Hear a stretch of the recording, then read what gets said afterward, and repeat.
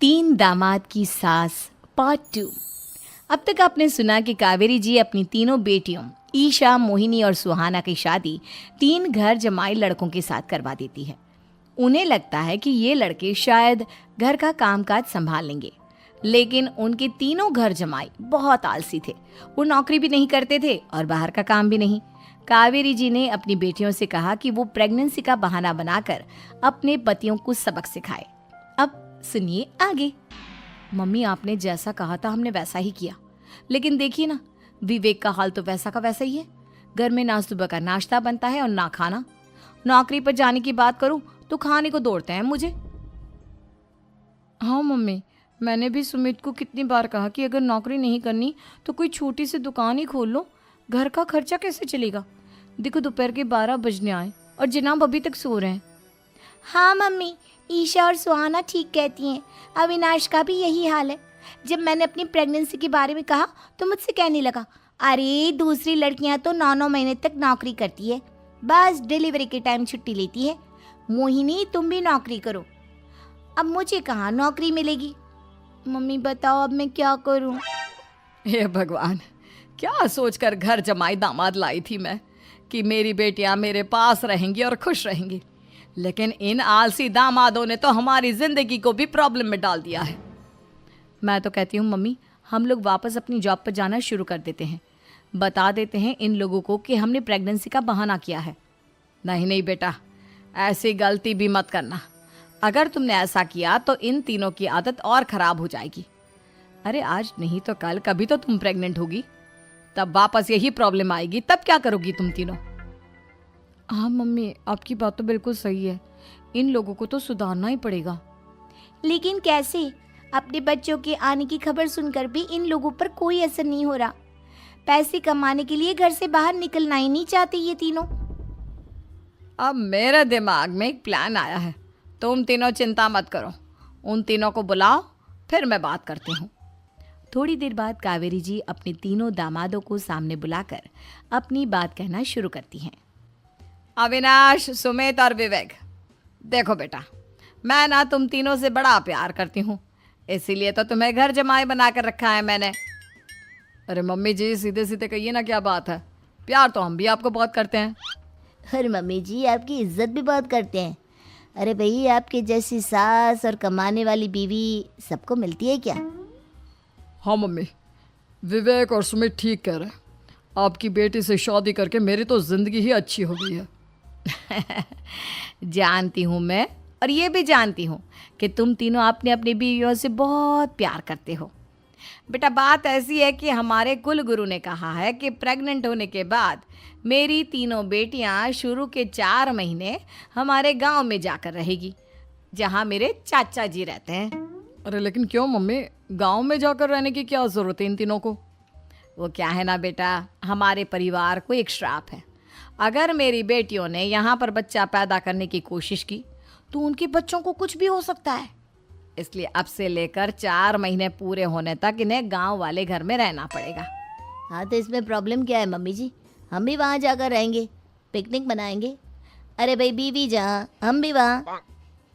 हाँ यार, आइडिया तो बहुत अच्छा है।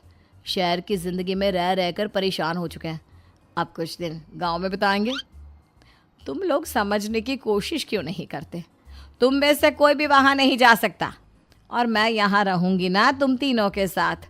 4 महीने की तो बात है, उसके बाद ये तीनों ही लौट कर आ जाएंगी। ठीक है मम्मी जी, अब हमारे बच्चों का सवाल है तो ये तो करना ही पड़ेगा। कावेरी अपनी तीनों बेटियों को कुछ दिन के लिए घर से बाहर कहीं दूसरे शहर में रहने के लिए भेज देती है। कुछ दिनों के बाद, अरे मम्मी जी, बहुत दिन से पिज्ज़ा नहीं खाया, मंगवाइए ना। क्या बताऊं बेटा, पहले तो बेटियां खर्चा दे देती थी क्योंकि उनकी नौकरी थी, लेकिन अब तो मेरे पास पैसे ही नहीं बचे। थोड़े बहुत पैसे हैं जो बच्चों की डिलीवरी में काम आएंगे। लेकिन मम्मी जी, आपकी बेटियों को वापस आने में तो अभी बहुत वक्त बाकी है। वही सोच सोच कर परेशान हो रही हूँ।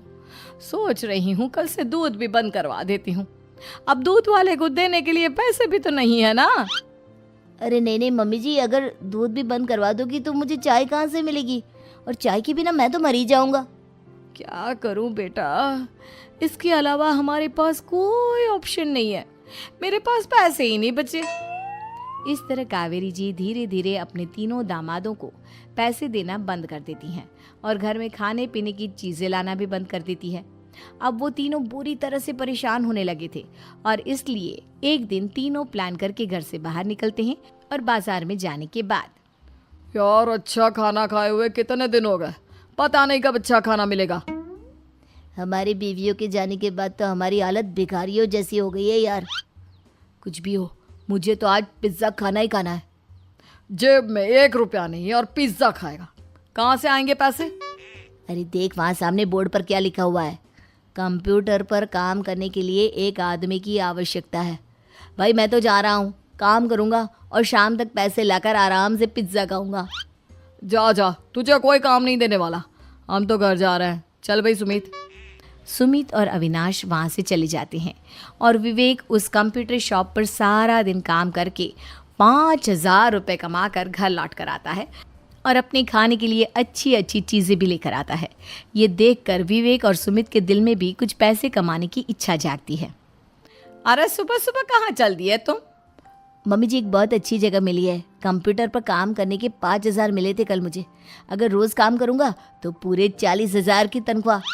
अरे वाह, ये तो बहुत अच्छी बात है दामाद जी, आपको जाना ही चाहिए। सुमित और अविनाश विवेक को इस तरह तरक्की करते देखकर परेशान हो जाते हैं और वो दोनों भी काम की तलाश में निकल पड़ते हैं।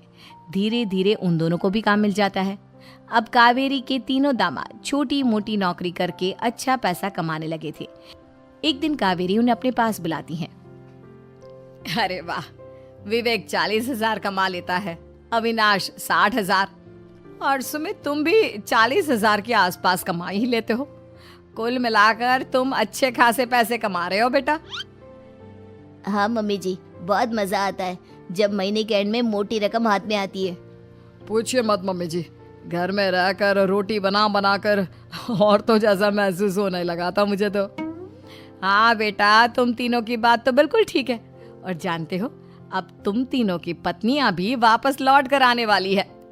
लेकिन मम्मी जी अभी तो उन्हें गए सिर्फ 2 महीने हुए हैं, आपने तो कहा था वो 4 महीने के बाद लौट कर आएंगी। ऐसा कुछ नहीं है बेटा, मैं सिर्फ तुम तीनों को सबक सिखाना चाहती थी कि आदमी घर में बैठकर बीवी की कमाई खाता हुआ अच्छा नहीं लगता। इस दुनिया में हर इंसान को मेहनत करनी चाहिए, काम करना चाहिए, चाहे वो औरत हो या आदमी, ताकि अपने परिवार को संभाल सके। कावेरी की बात सुनकर उन तीनों को अपनी गलती का एहसास होता है और कावेरी उन्हें सच बता देती है कि ईशा, सुहाना और मोहिनी शहर में ही कहीं दूसरी जगह रह रहे थे। शाम के वक्त उन तीनों की पत्नियां लौट कर आ जाती है और कावेरी जी का परिवार एक खुशहाल परिवार की तरह रहने लगता है।